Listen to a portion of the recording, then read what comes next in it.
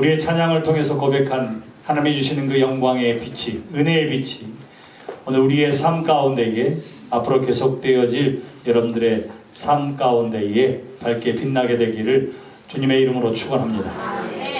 여러분, 신문을 보고 또 방송을 보고 또 거기에 나오는 여러 가지 사건의 이야기들을 가만히 살펴보면 그 깊숙한 곳에 자리 잡고 있는 것이 있습니다.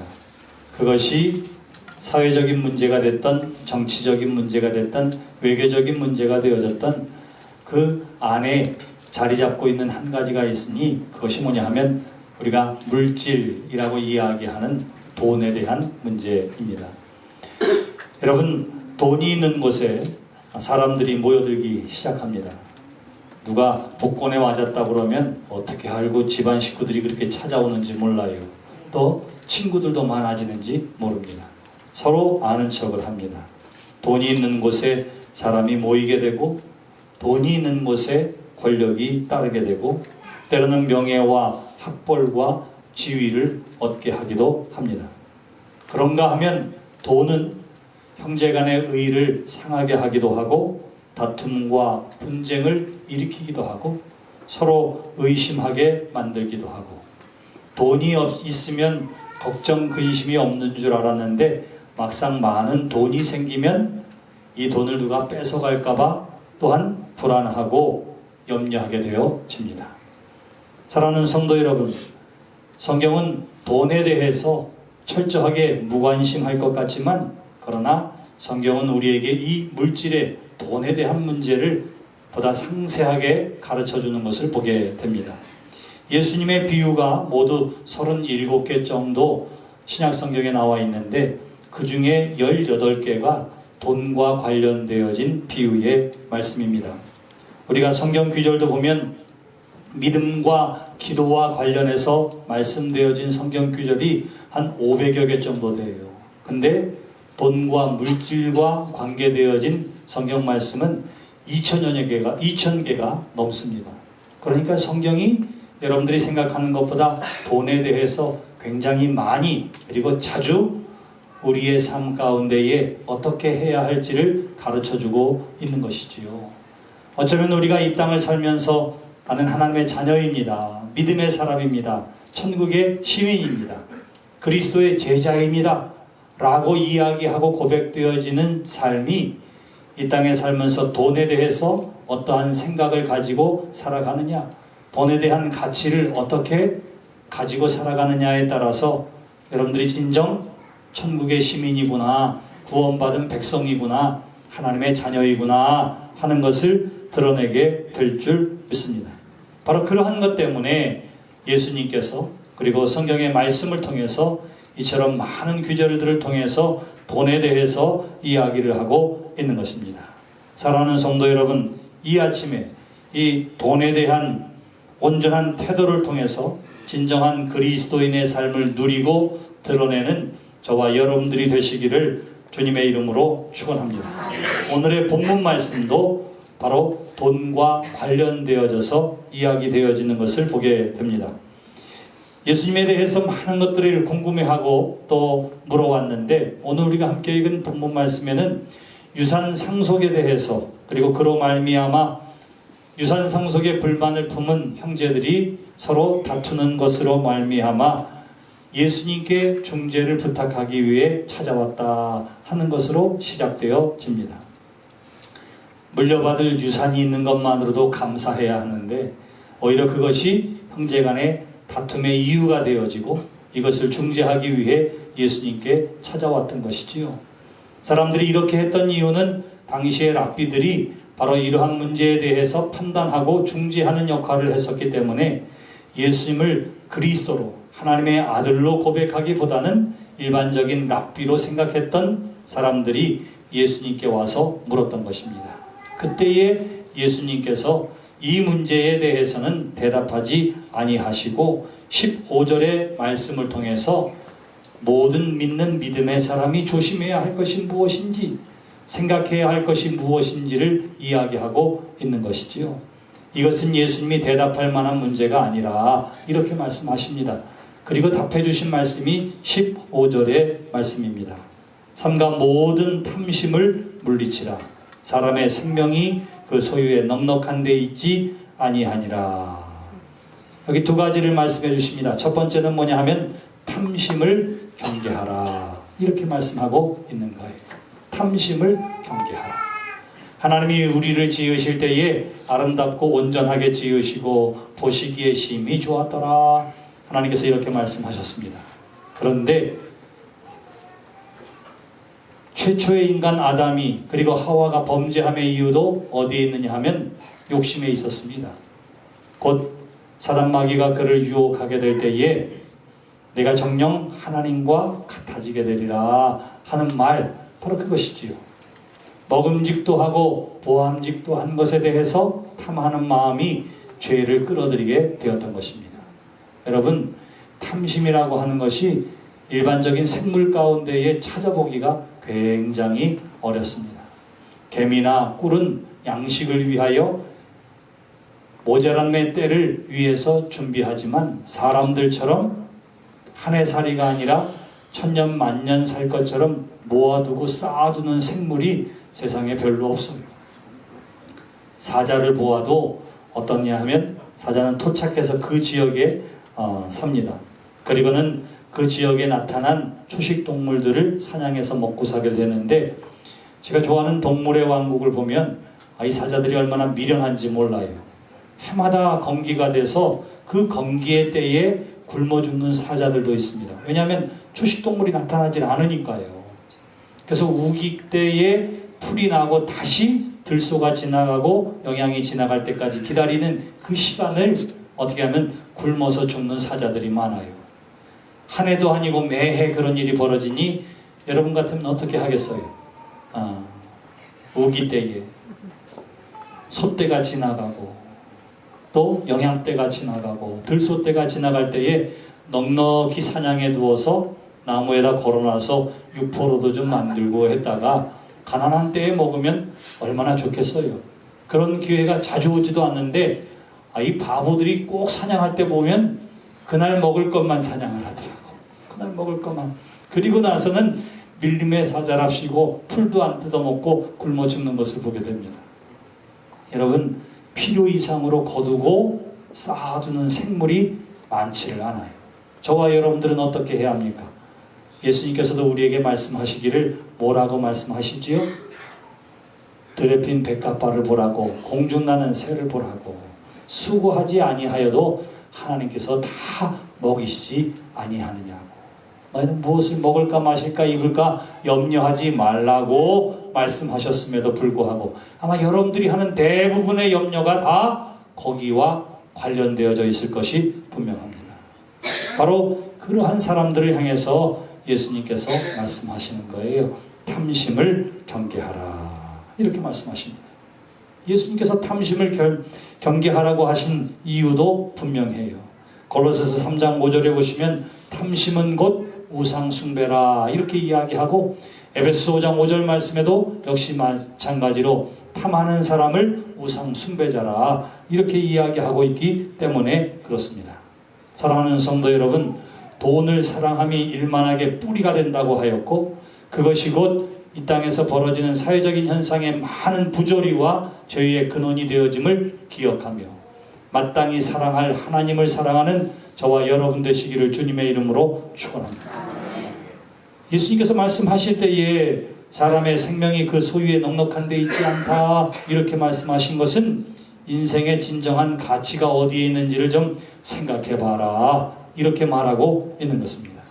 넉넉함에 있지 아니하다 라고 하는 이 말은 인간의 존재의 문제는 소유의 문제가 아니라 이렇게 말씀하고 있는 것입니다. 우리의 삶에 가치가 있는 것은 얼마나 많은 물질을 소유했느냐에 있는 것이 아니라 이렇게 말씀하시는 거예요. 그러면서 이 탐심과 그리고 인생의 진정한 가치의 문제를 이야기하면서 드디어 16절에서부터 예수님께서 비유로 깨우쳐 주시고 가르쳐 주시고 있습니다. 한 부자를 등장시키고 있습니다. 이 부자는 본래가 부자인데도 불구하고 작년 11월에 씨를 뿌렸는데 글쎄 올 한 해 얼마나 많은 풍성함을 거두었는지 오늘 우리가 함께 읽은 본문 말씀에 보면 이것을 다 거두어 들여서 지금까지 해마다 쌓아뒀던 곡간에 쌓아두기 어려울 만큼 풍성한 수확을 거둔 부자에 대해서 이야기를 하고 있습니다. 또 비유로 그들에게 말하 이르되 한 부자가 그 밭에 소출이 풍성함에 심중에 생각하여 이르되 내가 곡식 쌓아둘 곳이 없으니 어찌할까 하고 그래요. 해마다 거뒀던 것과 비교할 수 없을 만큼 풍성한 수확을 얻게 되었습니다. 자, 이 풍성한 수확 앞에서 부자가 어떻게 하지요? 이거 어떻게 하지?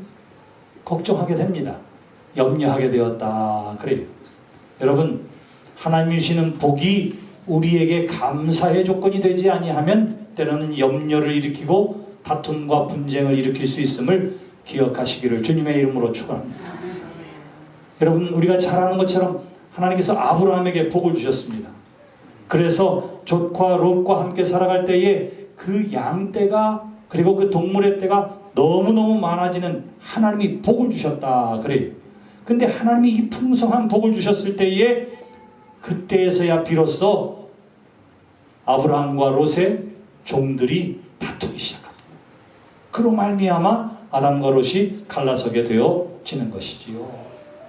여러분, 우리가 기억해야 할 중요한 것 가운데 하나, 물질도 하나님이 주신 복 가운데 하나임을 기억하는 여러분 되시기를 주님의 이름으로 축원합니다. 어떤 이들은 이 물질에 대해서 그것을 경계하고 멀리하고 이게 죄의 씨앗이 된다 라고 생각해서 스스로 가난한 삶을 살아가는 사람들이 있지요. 돈을 죄악시하는 사람들도 있어요. 그런데 하나님께서 아브라함에게 복을 주시고 이삭에게 복을 주시고 이스라엘에게 복을 주시고 욥에게 복을 주실 때 보니까 하나님께서 그의 이름을 높이기도 하시고 오래 살게 하기도 하시고 명예를 얻게 하기도 하시지만 많은 부분에서 풍성한 소출, 심지어는 심지도 않은 것을 거두게 하시는 풍성함이 하나님이 주신 복 가운데 하나임을 이야기하고 있습니다. 그러므로 그리스도인으로서 물질을 대할 때에도 이것이 정직한 정직한 물질에 대해서 하나님이 나에게 주신 복 가운데 하나임을 또한 기억하는 여러분 되시기를 주님의 이름으로 축원합니다. 문제는 그 복을 가지고 우리가 어떻게 생각하고 어떻게 사용하느냐의 문제가 있는 것이지요. 여기 풍성한 소출로 더 큰 부자가 된 부자가 속으로 생각하는 내용이 17절로부터 19절까지의 말씀입니다. 그가 생각해요. 뭐라고 이야기합니까? 풍성함에 어찌할까 하다가 내가 이렇게 하리라 결정한 것이 있습니다. 그 결정한 것이 무엇입니까? 내 곡간을 헐고 더 크게 짓고 내 모든 곡식과 물건을 거기 쌓아두리라. 또 내가 내 영혼에게 이르되 영혼아 여러 해 쓸 물건을 많이 쌓아두었으니 평안히 쉬고 먹고 마시고 즐거워하자. 이것이 풍성한 복 앞에서 부자가 속으로 생각한 것입니다. 다시 말하면 내가 이렇게 해야지. 더 큰 곡간을 만들자. 지금까지 사용되어졌던 것으로 부족하니까 이거 허물어 버리고 다시 더 큰 곡간을 만들고 쌓아두자.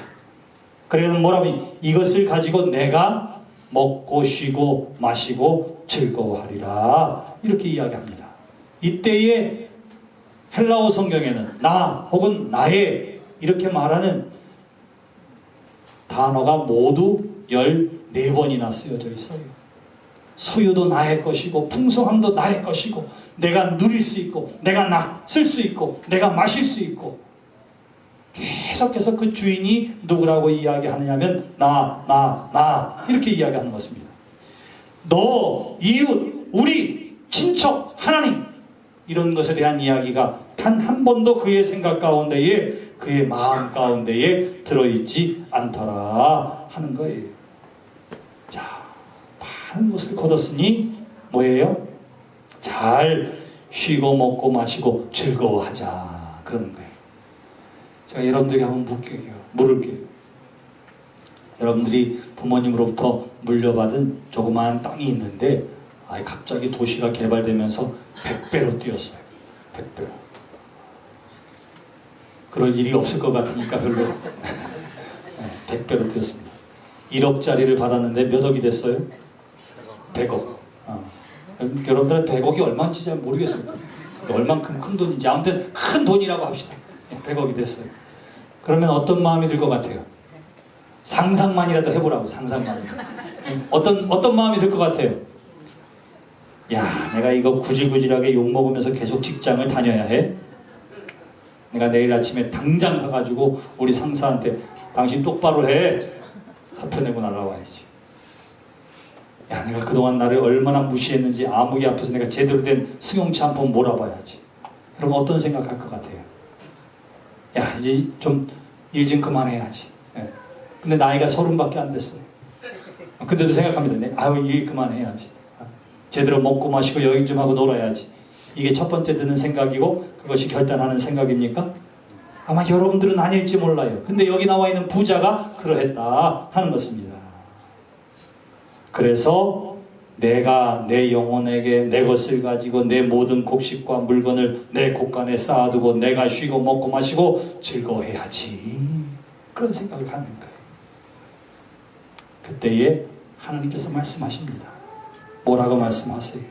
하나님은 이르시되 어리석은 자여 오늘 밤에 내 영혼을 도로 찾으리니 그러면 내가 준비한 것이 누구의 것이 되겠느냐. 내 물건, 내 소유, 내 시간, 내 미래, 내 여러 해 내가 앞으로 즐기고 놀고 먹고 개인적인 향락을 위해서 개인적인 유익을 위해서 내가 제대로 한번 살아봐야지. 이렇게 속으로 생각하는 부자에게 말씀하시는 거예요. 어리석은 자여 오늘 밤 내 영혼을 거두어 간다면 너의 그 계획과 내가 내 것이라고 이야기했던 모든 것들이 무슨 소용이 있겠느냐. 하나님이 이 부자를 향해서 뭐라고 이야기했다고요? 어리석은 자여. 그래요.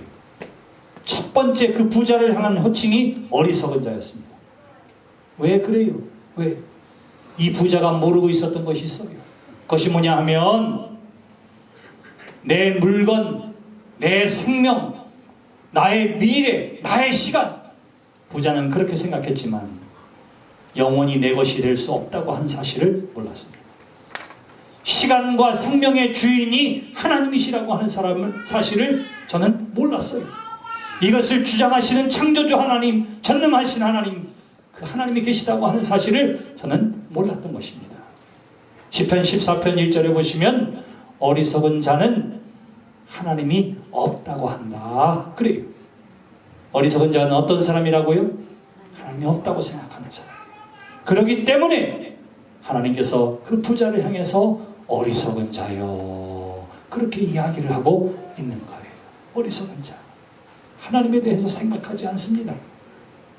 내 인생의 내일이라고 하는 것이 하나님이 허락해 주시지 않으면 가능하지 않다고 하는 사실을 그는 알지를 못했던 거예요. 하나님이 큰 풍년으로 부유하게 하셨지만 그 물질의 소유권조차 하나님께 있다고 하는 사실을 그는 알지를 못했기 때문에 영원히 누릴 수 있고 영원히 쓸 수 있고 영원히 살 수 있다고 생각했기 때문에 하나님은 저를 향해서 미련한 자라 이렇게 이야기를 하고 있는 것입니다. 사랑하는 성도 여러분, 저와 여러분들이 기억해야 할 것, 하나님을 기억하는 여러분 되시기를 주님의 이름으로 축원합니다. 시간의 주인도 하나님이요, 삶의 주인도 하나님이요, 물질의 주인도 하나님이심을 기억하는 여러분 되시기를 주님의 이름으로 축원합니다. 여기 부자가 큰 소유를 얻었음에도 불구하고 없는 말이 또 있어요. 그게 뭐냐 하면 하나님에 대한 감사가 없습니다. 하나님에 대한 감사가 없어요. 하나님에 대한 감사가 없다는 것 자체가 그의 삶에 뭐가 없어요? 하나님이 없는 것과 마찬가지입니다. 저와 여러분들의 삶에 마찬가지예요. 늘 하나님을 생각하고 기억하는 여러분 되시기를 주님의 이름으로 축원합니다. 하나님은 어떤 하나님이에요? 우리의 인생의 주인이시고 우리의 삶의 주인이시오 생사화복을 주관하시는 분이 하나님이심을 기억한다면 우리의 삶은 늘 감사로 풍요로운 삶이 되어질 줄 믿습니다. 아침에 일어났어요. 우리가 무엇에 대해서 감사합니까? 하나님이 나에게도 새로운 날을 허락해 주셨으니 감사합니다. 감사합니다. 하루를 마감하며 잠자리에 들어갑니다. 오늘도 이 땅에서 살게 하시고 이 시간을 살게 하시고 이 잠자리를 눕게 하신 하나님 은혜를 감사합니다. 어떤 사람은 육신의 질병 가운데 큰 통증이 있어서 아파요. 목사가 신방을 가서 아이고 어떡합니까 이거 그랬더니 뭐라고 이야기하는 줄 아세요? 살아있기 때문에 아픈 것도 느끼는 거니까 하나님이 주신 생명으로 말미암아 내가 감사합니다. 아픈 것도 감사해요. 그렇게 고백하는 사람이 있더라고요. 우리의 삶에 하나님을 기억한다면 우리의 모든 삶의 영역에서 하나님을 감사할 수 있게 되어지는 줄 믿습니다. 이 어리석은 부자는 하나님을 기억하지 않아요. 하나님의 존재를 알지 못합니다. 그러니까 저는 감사하지도 아니하고 그저 자신의 삶 가운데에 자신을 위한 향락의 수단으로 물질을 사용하려고 했던 것입니다. 그것이 바로 하나님이 저를 어리석은 자라 이야기한 이유입니다. 또 하나가 있어요. 그것은 뭐냐면 그는 늘 이기적이고 자기 중심적인 삶을 살고 있었던 것입니다. 오직 저의 관심은 뭐예요? 나 한 사람, 바로 그거예요. 미국의 사회학자인 그러나 신실한 크리스찬인 도널드 크레이빌이라고 하는 사람이 부의 위험이라고 하는 책을 쓰면서 부가 가져다주는 위험에 대해서 우리에게 경고하고 있는 내용이 있습니다. 그 가운데 몇 가지를 살펴보면 제일 먼저 부는 우리로 하여금 영적인 빈곤을 초래한다. 그렇게 이야기해요.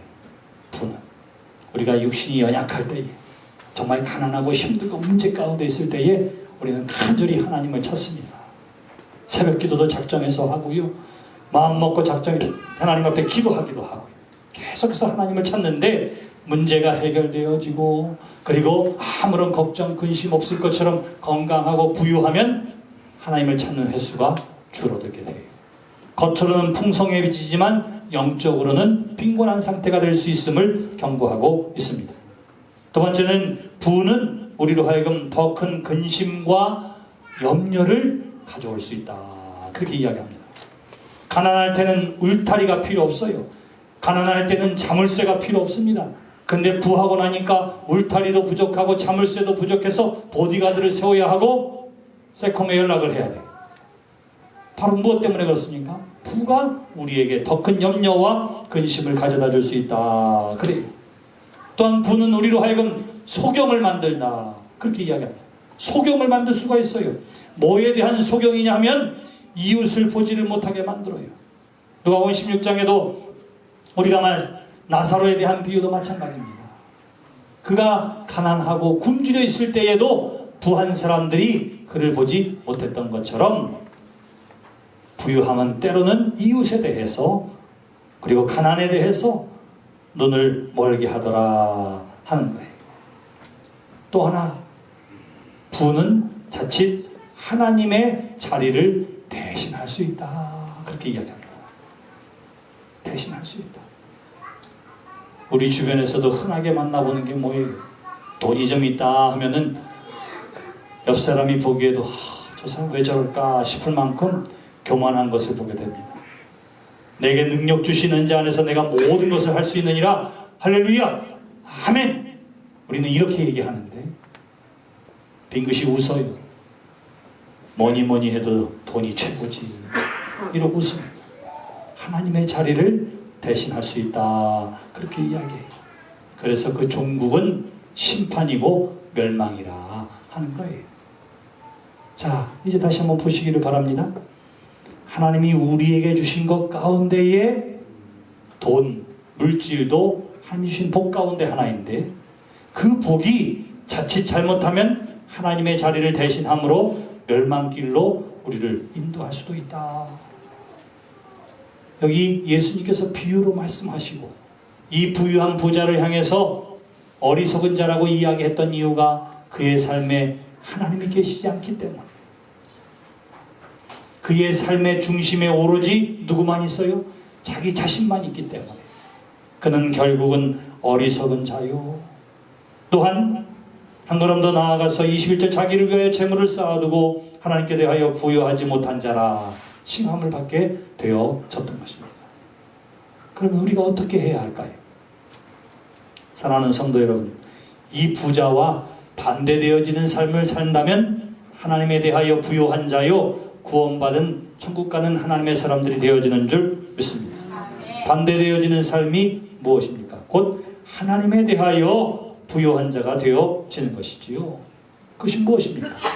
하나님을 생각하며 살아가는 저와 여러분 되시기를 주님의 이름으로 축원합니다. 매 시간 매 순간 하나님을 기억하고 하나님을 생각하는 거예요.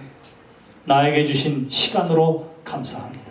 이 물질을 주신 분도 하나님이십니다. 이 만남을 허락하신 분도 하나님이십니다. 하나님을 기억하며 하나님 앞에 감사하는 저와 여러분들이 되시기를 주님의 이름으로 축원합니다.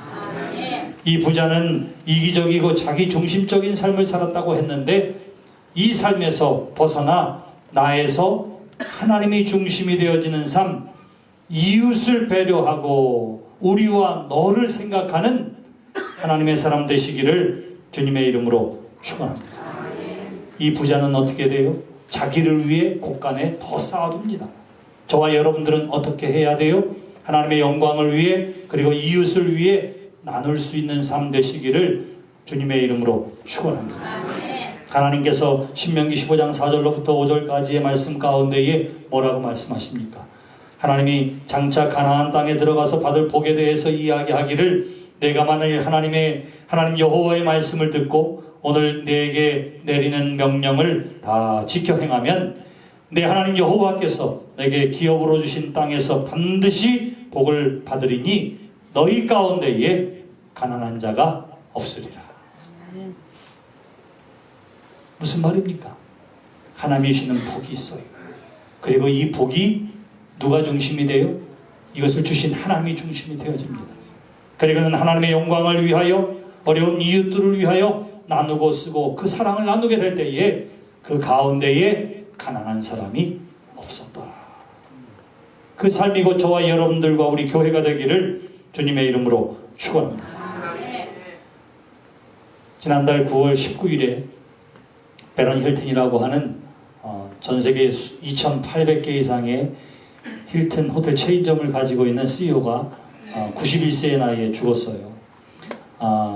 부자가 죽었는데 신문에도 나고 또 이런저런 많은 이야기들도 칭찬하기도 했습니다. 그 이유가 어디에 있느냐 하면 그의 아버지가 그러했던 것처럼 그도 자기 전 재산의 97%를 수녀들을 돕고 에이즈 환자들을 지원하고 제3세계 가난한 어린이들과 그리고 질병 퇴치 등을 해나가는 여러 재단에 기부하는 힐튼 재단에 전 재산의 97%를 기부했습니다.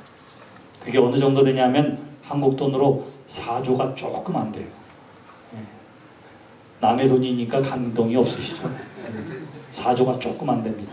근데 중요한 건 얼마가 아니라 전 재산의 몇 %라고요? 97%를 기부하고 3%는 자기의 8남매 그리고 손주들이 15명인데 손주들에게 단지 3%만 주고 나머지는 기부했어요. 아마 오늘날로 이야기하면 우리 모두의 삶이 이와 같아지게 되기를, 아니 100% 그와 같아지게 되기를 주님의 이름으로 축원합니다. 우리가 기억해야 할 것이 있는데 그것은 뭐냐 하면 하나님은 우리에게 복을 주십니다. 쌓으라고 복을 주시는 게 아니에요. 뭐 하라고? 쓰라고 복을 주시는 거예요. 하나님이 우리에게 물질의 복을 주셨는데 어떻게 하라고요? 곳간에 쌓아두라고. 내일을 위해 준비하라고 하나님이 주시는 게 아니에요. 어떻게 하라고요? 쓰라고 주시는 거예요. 그러므로 모으기 위해 일하는 사람들이 아니라 따라합시다. 나는 쓰기 위하여 일합니다. 네, 바로 그것입니다. 온전한 그리스도인, 하늘나라의 소망을 둔 그리스도인, 하나님이 중심이 된 그리스도인의 삶은 우리에게 주어진 삶과 재능을 통해서 열심으로 일하고 할 수만 있으면 많이 벌고 많이 받고, 그리고 어떻게 한다고요? 다 쓰는 삶. 그것이 바로 진정한 그리스도인의 삶이 되어지는 줄 믿습니다. 그러니까 돈에 대한 생각을 바꾸시기를 주님의 이름으로 축원합니다. 뭐라고요? 모으기 위해서 더 많은 것을 가지기 위해서 일하고 애쓰고 수고하는 사람들이 아니라 우리는 쓰기 위해서 봅니다. 오늘 하나님 말씀이 뭐예요? 그토록 수고하고 애쓰고, 그래서 어떻게 하면 더 많이 모을까? 곳간을 넓혀서라도 쌓아두어야지. 그리고 장차 내가 평생 쉬고 먹고 즐거워해야지. 그리고는 그것으로 생각만 해도 기분 좋아하는 그 부자를 향해서 하나님 말씀하시는 게 뭐예요? 아이고 어리석은 사람아, 내가 오늘 내 영혼을 당장 거두어 간다면 그게 무슨 의미가 있겠느냐고. 동일하게 저와 여러분들에게 하나님께서 말씀해 주시는 줄 믿습니다. 사랑하는 성도 여러분, 이웃, 너, 우리를 기억하고 하나님이 중심이 되어진 거룩한 부자들이 되시기를 주님의 이름으로 축원합니다. 우리 모두가 다 하나님 나라에 관심을 갖게 되기를 또한 주님의 이름으로 축원합니다. 이 부자에게는 곳간에만 관심이 있었어요. 땅의 것에만 관심이 있었습니다. 근데 예수님께서 주시는 말씀이 뭐예요? 하나님에 대해서 부유한 자가 되라 라고 말씀하시는 것은 하나님의 나라에 대해서 관심을 가지라고 하는 것이고, 하나님의 영광을 위하여 쓰고 이웃에게 나누는 그리스도의 사랑을 실천하는 것이야말로 하나님에 대해서 부유한 삶임을 저와 여러분들에게 이 아침에 가르쳐 주시는 줄 믿습니다. 오늘 말씀을 다시 한번 기억하면서 늘 우리의 삶 가운데 하나님을 생각하고 하나님께 감사하고, 내가 중심이 되어지는 것이 아니라 하나님이 중심이 되어지고, 그로 말미암아 하나님의 영광을 드러내는 일과 주의 뜻을 이 땅에 이루는 그 일을 위하여 나는 쓰기 위하여 열심히 일합니다. 하나님 나에게도 더 큰 복을 주시옵소서.